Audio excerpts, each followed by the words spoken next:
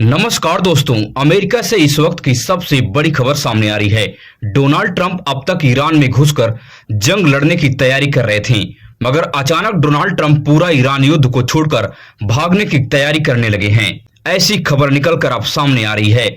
आखिर Donald Trump युद्ध के मैदान से अब क्यों भाग रहे हैं? आखिर क्या वह सबसे बड़ा कारण है जिससे डोनाल्ड ट्रंप की मुश्किलें युद्ध में बढ़ गई हैं? दरअसल पिछली रात में अमेरिका ईरान के उन साइटों पर भयंकर हमला किया जहां ईरान सुरंग में अपनी खतरनाक मिसाइलों को स्टोर करके रखा है। वहां पर अमेरिकी एयरफोर्स ने B-52 बंकर ब्लास्टर बमों से उस एरिया को ध्वस्त करने की कोशिश की, मगर वह बंकर ब्लास्टर बम 507 केजी वजनी वाले इस खतरनाक मिसाइल के सुरंग को नहीं भेद पाए, जिससे अमेरिका का लाखों करोड़ों डॉलर का नुकसान हो गया। यह ऑपरेशन यह समझ लीजिए कि पूरी तरह से फेल हो गया। यह बात जब डोनाल्ड ट्रंप के सामने आई तो डोनाल्ड ट्रंप सदमे में चले गए। आखिर ईरान कितनी गहरी सुरंग बनाया है और कितनी अभेद किला वहां पर तैयार किया है जो यह बंकर ब्लास्टर दुनिया का अभेद कवच को भी भेद देता है, वह आज क्यों फेल हो गया? इस सदमे से डोनाल्ड ट्रंप अभी निकल नहीं पाए हैं। एक सबसे बड़ा झटका डोनाल्ड ट्रंप को तो यहां पे लग गया, और वहीं पर दूसरी तरफ से इजराइल अमेरिका के साथ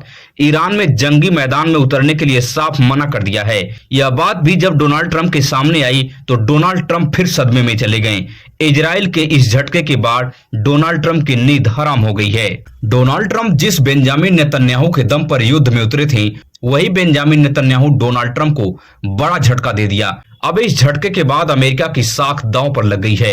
अमेरिका को जो पूरी दुनिया में प्रचारित प्रसारित किया गया कि अमेरिका दुनिया का सबसे शक्तिशाली देश है, सुपर पावर है, मगर यह ढोंग यहीं पर पूरी तरह से ध्वस्त हो गया है। पूरी दुनिया में अमेरिका इस वक्त ईरान के सामने मजाक का पात्र बन गया है। इस बात को समझ लीजिए कि इस युद्ध में अमेरिका का पूरी तरह से लौड़े भोज्यम हो गया है। इस युद्ध को छोड़ने की खबर जब खाड़ी के देशों को लगी तो खाड़ी के देश अमेरिका के सामने गिड़गिड़ा रहे हैं। उनका साफ कहना है कि डोनाल्ड ट्रंप अभी इस युद्ध को जारी रखें।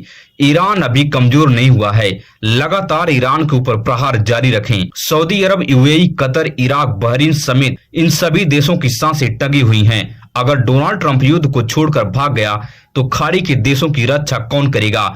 खाड़ी के देशों में अमेरिकी बेस हैं, उन्हीं बेस की मदद से ईरान इन लोगों को छू नहीं सकता था। मगर अब जिस तरह से डोनाल्ड ट्रंप भागते नजर आ रहे हैं, उन लोगों को डर सता रही है। खाड़ी के देशों में डर इस प्रकार की फैल गई है कि ईरान लगातार खाड़ी के देशों में अब बड़े पैमाने पर आतंकवाद सप्लाई करेगा। बहुत बड़ी अपॉर्चुनिटी अब मिल चुकी है। स्ट्रेट ऑफ हार्मुज में ईरान अब बड़े पैमाने पर कंट्रोल करने जा रहा है। ईरान का साफ कहना है कि स्टेट ऑफ हार्मुज पर अब ईरान पूरी तरह से प्रतिबंध लगाएगा। जो भी जहाज इस युद्ध के बाद यहां से गुजरेगी, उन सभी जहाजों को अब टैक्स भरना पड़ेगा। ये समझ लीजिए कि लगभग पूरी दुनिया से ईरान अब टैक्स वसूलने जा रहा है। इस प्रकार की मुसीबत डोनाल्ड ट्रंप छोड़कर स्टेट ऑफ हार्मुज में जा रहे हैं। युद्ध कहां से डोनाल्ड ट्रंप शुरू किए थे, लेकिन समस्या कहां पर खड़ी कर दिए हैं। अब आप लोग अपनी कमर को बांध लीजिए। आने वाले 1 से 2 महीने में बहुत बड़े पैमाने पर महंगाई का सामना आपको करना पड़ेगा।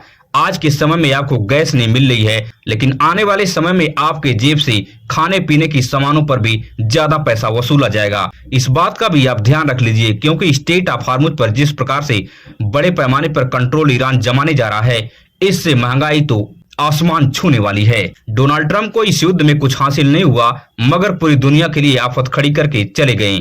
आपको क्या लगता है कि इस युद्ध में ईरान अब जीत हासिल करने जा रहा है या अभी भी कोई रास्ता बाकी है? अपनी राय को कमेंट बॉक्स में साझा जरूर करें। अब इस वक्त की सबसे बड़ी खबर उत्तर प्रदेश से सामने आ रही है।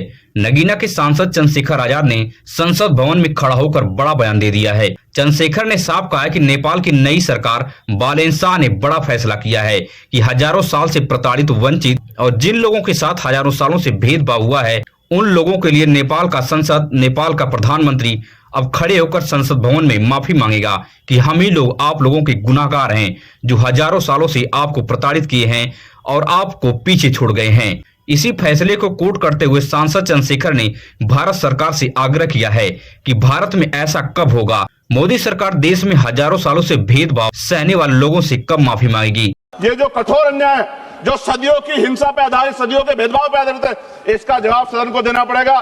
सभापति महोदया, नेपाल में नई सरकार बनी, उन्होंने कहा हम दलितों से सार्वजनिक रूप से माफी मांगेंगे कि जो हमने उनके साथ अन्याय किया। ये सदन कब उनसे माफी मांगा जिनके साथ हजारों साल अन्याय हुआ और आज भी उनको रोटी कपड़ा मकान के लिए अन्याय लड़ना पड़ता है। धन्यवाद सभापति महोदय। जय भीम, जय भारत। चंद्रशेखर के इस बयान के बाद सामंतवादियों में हड़कंप मच गया है। सामंतवादियों ने चंद्रशेखर का खुलकर आलोचना करना शुरू कर दिया है कि चंद्रशेखर इस प्रकार का बयान आखिर किस तरह से दे सकते हैं। भारत में किसी के साथ भेदभाव नहीं होता है। आपको क्या लगता है कि भारत में अभी कुछ लोगों के साथ भेदभाव होता है या नहीं होता है? अपनी राय को कमेंट बॉक्स में साझा जरूर करें। चंद्रशेखर ने जिस मुद्दे को उठाया है, क्या यह मुद्दा जायज है? अगर जायज है तो क्या मौजूदा सरकार इन लोगों को कभी माफी मांगेगी या नहीं मांगेगी? वहीं अब बिहार से इस वक्त की सबसे बड़ी खबर सामने आ रही है। एक वीडियो बहुत तेजी से वायरल हो रही है। यह वीडियो बिहार समेत पूरे देश को झकझोर कर रख दिया है।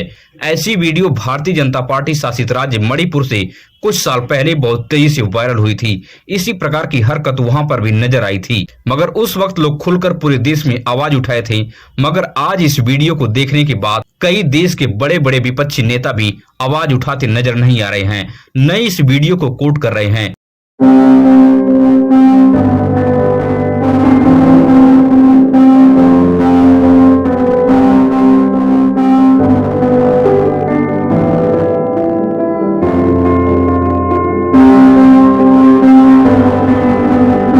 आपको बता दें कि बिहार में एनडीए की सरकार है।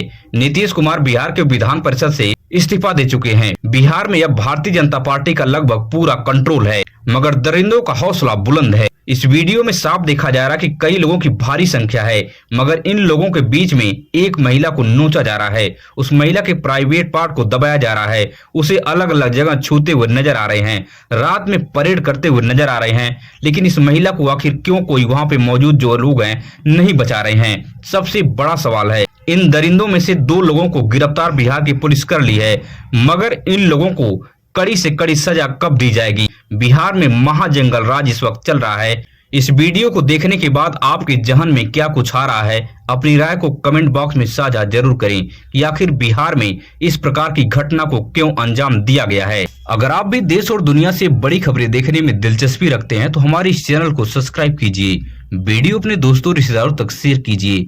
मिलेंगे इस तरह से नई वीडियो में नई सूचना के साथ। धन्यवाद।